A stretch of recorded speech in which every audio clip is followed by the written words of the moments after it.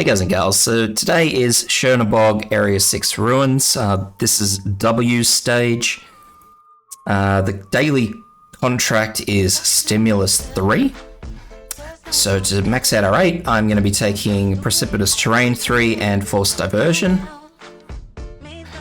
And my group is a Courier with skill 2, Myrtle with skill 2, Perfumus. Doesn't really matter which of the two skills you bring. We're really just using her for her talent.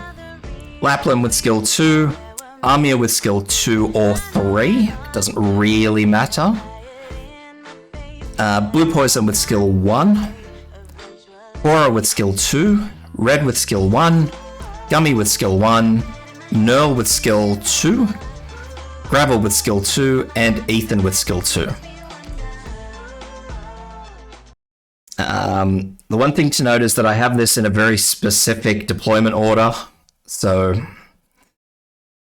nothing really changes. As I said, if you want to bring a couple of different operators, you can. So Ethan can be replaced with Manticore skill 2. As I said, you can swap Armia's skill from 2 to 3 if you like. The deployment orders all stay the same. So obviously I've got my two Vanguards down while I was talking. They attack across each other's areas, and we're going to deploy Lapland in first. Just here, facing this way.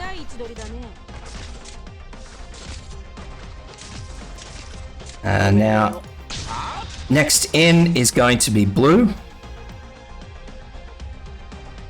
And Blue is going to go just here, facing off to the left. Ethan will follow. So Ethan is here, facing upwards.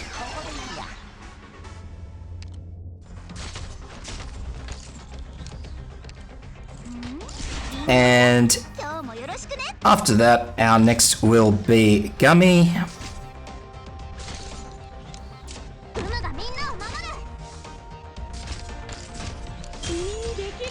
If you want to use Ethan's skill here, you can, doesn't really matter. Ethan's skill cycle's relatively fine, so like I said, you don't need to worry too much about him not having the skill when it's ready. Just yet anyway. It also helps with these little guys. These little guys tend to do a lot of damage, so... Now, if you ever get worried about this guy, just deploy Red in to finish him off. So Armia's in next, facing down.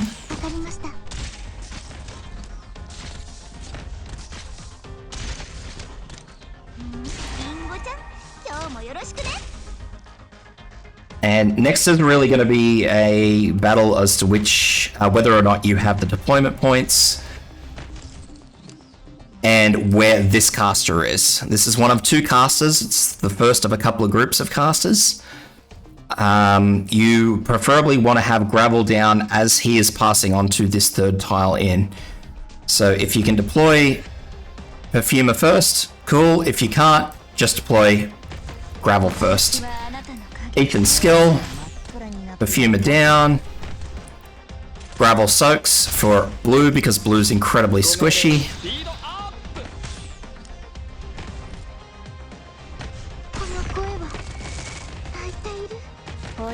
Once this second caster dies, we can pull Gravel back. So that's it, pull Gravel back because we need her. So after this, we're going to deploy in Cora here.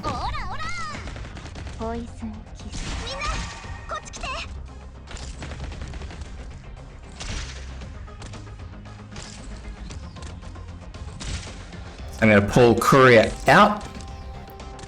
And again, I'm just waiting for these two casters. So I'm going to deploy her now.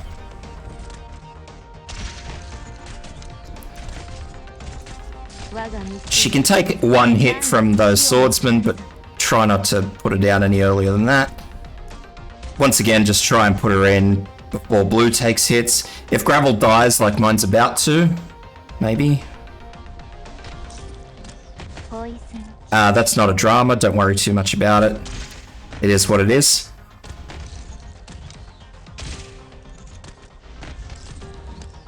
After this, we are going to plop Nerl in here. We're holding Ethan's skill now.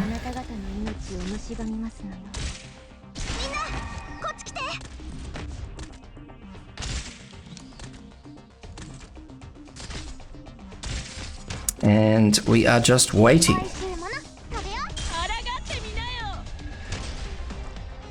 So don't use Nerl's skill. That's the first big point.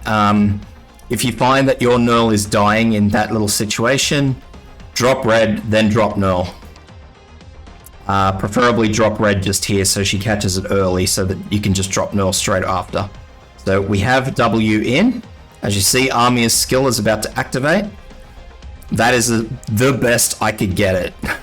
I could not get it to work any better than that. Now I'm at 99 deployment points, so what I'm actually going to do is yank out Myrtle. I'm going to activate Ethan's skill and yank out Myrtle. So Ethan's skill, Myrtle out, and I'm going to wait because sometimes Ethan does stun. So 1, 2, 3, explode, Cora's skill.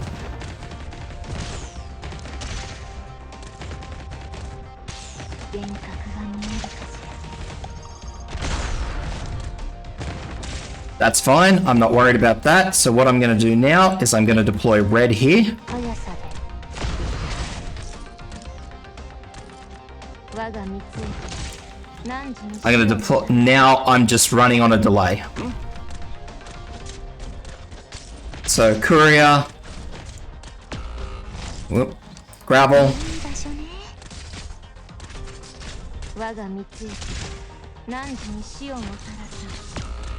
red. It doesn't matter if this guy gets through, we have plenty of deployment options.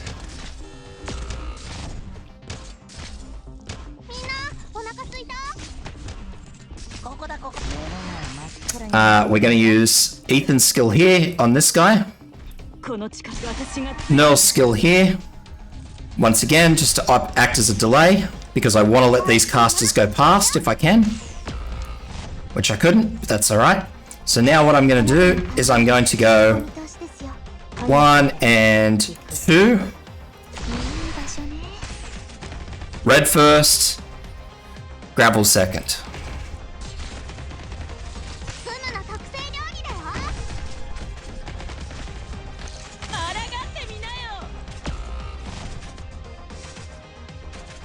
And that's it.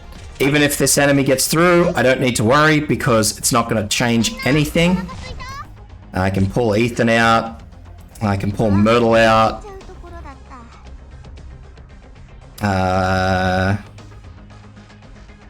I'll see if I can get that enemy to go all the way through. Like I said, it doesn't matter if they get through, so okay. Red's ready. Courier's ready, so let's just deploy some more in on top of it.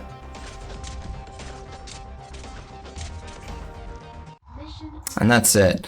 So that's the benefit for once having 3 defense points.